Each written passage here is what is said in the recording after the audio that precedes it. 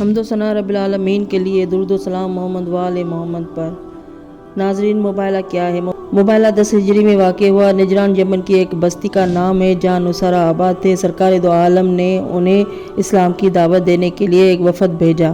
وفد نے جب حضور صلی اللہ علیہ وسلم کا نامہ مبارک پیش کیا تو نصارہ اس کے مضمون سے آگاہ ہوئے، تو انہوں نے قوم کے سربراہ آور لوگوں کو جمع کیا اور باہم مشورہ کیا۔ کافی بحث و تمیز کے بعد وہ اس نتیجہ پر پہنچے کہ نجران کے اہل رائے کا ایک وفد سرکار دو عالم صلی اللہ علیہ وسلم کی خدمت میں جائے اور حضور صلی اللہ علیہ وسلم کا موقف معلوم کر کے نصارہ کے حق میں مناسب فیصلہ کرے۔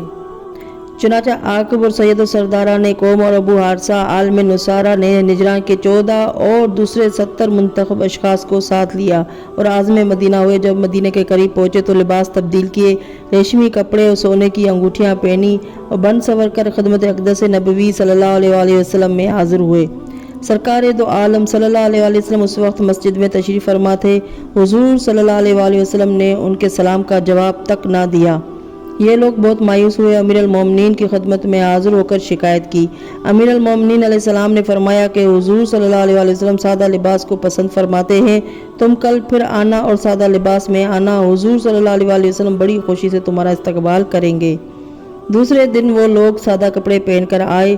سرکار دو عالم صلی اللہ علیہ وسلم نے ان کے سلام کا جواب بھی دیا اور عزت سے بٹھایا۔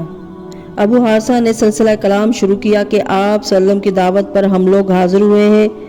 ہم نے 3 دن تک آپ صلی اللہ علیہ وسلم کے اوصاف و اخلاق کا جائزہ لیا۔ ہمیں یقین ہو گیا ہے کہ سابقہ کتابوں میں جس آخری نبی پیغمبر صلی اللہ علیہ وسلم کے ظہور کا ذکر آیا ہے وہ آپ صلی اللہ علیہ وسلم ہی ہے۔ اب آپ ہمارے ایک سوال کا جواب ارشاد فرمائے۔ اگر آپ صلی اللہ علیہ وسلم کا جواب ہمارے عقیدے کے مطابق ہوا تو ہم آپ پر ایمان لائیں گے۔ ہمارا عقیدہ ہے کہ عیسیٰ خدا کے بیٹے ہیں کیونکہ وہ جناب مریم کے بطن سے بغیر باپ کے پیدا ہوئے۔ سرکار دو عالم صلی اللہ علیہ وسلم نے فرمایا ان مثل عیسیٰ عند اللہ کمثل آدم خلقہ من التراب ثم قال له کن فیکون۔ آل عمران کی آیت ہے۔ خدا کے ہاں عیسیٰ کا معاملہ حضرت آدم علیہ السلام کا سا معاملہ ہے جنہیں اللہ نے مٹی سے بنایا، پھر کہا ہو جا تو وہ ہو گئے۔ حضور صلی اللہ علیہ وسلم نے فرمایا کہ جب آدم علیہ السلام باپ اور ماں دونوں کے بغیر پیدا ہو کر خدا کے بیٹے نہ ہوئے تو عیسیٰ علیہ السلام ماں کے شکم سے پیدا ہو کر کیوں کر خدا کے بیٹے ہو سکتے ہیں؟ مگر نصارہ نے کہا ہم نہیں مانتے۔ اس وقت خدا نے یہ حکم نازل فرمایا فَمَنْ حَاجَكَ فِيهِ مِنْ بَعْدِ مَا جَاءَكَ مِنَ الْعِلْمِ فَقُلْ تَعَالُوا نَدْعُوا أَبْنَاءَنَا وَأَبْنَاءَكُمْ وَنِسَاءَنَا وَنِسَاءَكُمْ وَأَنفُسَنَا وَأَنفُسَكُمْ ثُمَّ نَبْتَهِلْ نَجْعَلْ لَعْنَةَ اللَّهِ عَلَى الْكَاذِبِينَ۔ آل عمران کی آیت ہے۔ اے رسول صلی اللہ علیہ وسلم، اب جب کہ حقیقت حال کا علم آپ صلی اللہ علیہ وسلم کو پہنچ چکا ہے تو عیسیٰ علیہ السلام کے بارے میں جو لوگ آپ سے حجت بازی کریں ان سے کہہ دیجئے کہ آؤ ہم بلائیں اپنے بیٹوں کو اور تم بلا لو اپنے بیٹوں کو، ہم اپنی بیٹیوں کو اور تم اپنی بیٹیوں کو، اور ہم اپنے نفسوں کو اور تم اپنے نفسوں کو، پھر گڑ گڑا کر خدا سے دعا کریں اور جھوٹوں کو خدا کی لعنت کا سزاوار ٹھہرائیں۔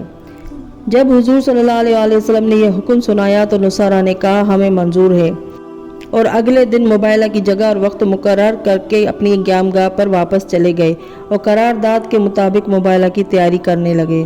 دوسرے دن سرکار دو عالم صلی اللہ علیہ وسلم خانہ زہرا سلام اللہ علیہ میں تشریف لائے۔ علی علیہ السلام اور بطول سلام اللہ علیہ اور حسنین شریفین کو زیر چادر اپنے ساتھ ملایا، آیت تطہیر کی تلاوت فرمائی اور میدان مباحلہ کا رخ کیا۔ ادھر سے پنجتن پاک علیہ السلام اور ادھر سے گروہ نصارہ وقت معین پر میدان میں پہنچ گئے۔ سرکار دو عالم کو اس شان سے میدان میں آتے دیکھا تو نصارہ کا رنگ اڑ گیا۔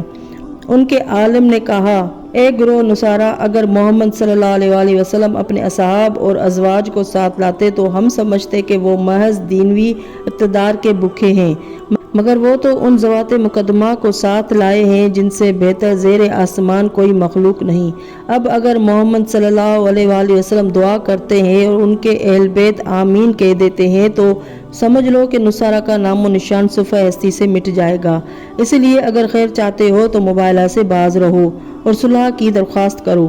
نصارہ نے اپنے عالم کی بات مان لی اور مباحلہ سے دستبردار ہو گئے، جزیہ دینا قبول کیا اور واپس چلے گئے۔ ابو حارثہ کا بھائی منظر بن علقمہ بھی زبردست عالم تھا۔ وہ موقع پر حضور صلی اللہ علیہ وسلم کی صداقت کا معترف ہو گیا اور خدمت میں حاضر ہو کر مشرف باسلام ہوا۔ اللہم صلی علی محمد وآل محمد۔ ناظرین، چینل کو سبسکرائب نہیں کیا ہے تو پلیز سبسکرائب کر لیں۔ آپ کی سبسکرپشن ہماری حوصلہ افزائی کی وجہ بنتی ہے۔ اگلی ویڈیو تک کے لیے اللہ حافظ۔